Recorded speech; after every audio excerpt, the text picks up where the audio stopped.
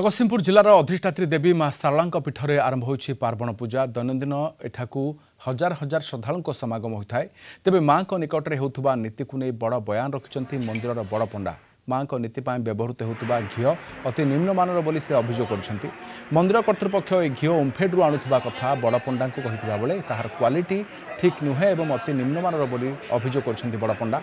अनुरूप भाव में श्रद्धालु माने घी दुर्गंध होता अभियोग कर भंडार दायित्व में भंडार सेवक घी को नहीं आपत्ति उठाई। पार्वण समय स्वतंत्र मंडा पिठा भोग बहु दूर दूरांतर श्रद्धालु माने आसुवा बेले यह दुर्गंध घीओ भोग लगी हेले श्रद्धालुं भितर असंतोष बढ़। जिला प्रशासन एप्रति तुरंत दृष्टि दे आवश्यक पदक्षेप ग्रहण करने जरूरी बोली से अभियोग कर सारला मंदिर भंडार घर उपर जगतसिंहपुर फूड इन्स्पेक्टर चढ़ऊ इन्स्पेक्टर चढ़ऊ कर घीर मान जांच पाई फूड इन्स्पेक्टर समेत 4 जणिया टीम नमूना संग्रह कर जांच कर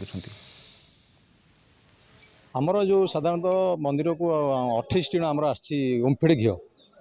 से मंडा भोग तैयारी किसी आमर 11 टीण अच्छी खाली गोटे टीण ढाला से स्मेल है ताकू भी गोटे जगह पुणी रिटर्न कर गोटे जगह रखी यहाँ जानला मुझे एडीएम को जनई एडीएम आज फूड इन्स्पेक्टर पठे फूड इन्स्पेक्टर गोटे फ्रेश टीणा सिल खोलिक नहीं सांपुल और से जो आम कड़े पकई तादर भी सांपुल नहीं तो नेलापर से परीक्षा कर देलापर जना पड़ो कौन असुविधा होती कि कौन होती तो निम्नमानर घी निश्चित भाव में ए बाबद जब नुआपड़ा ओम्फेड उपर तदंत करा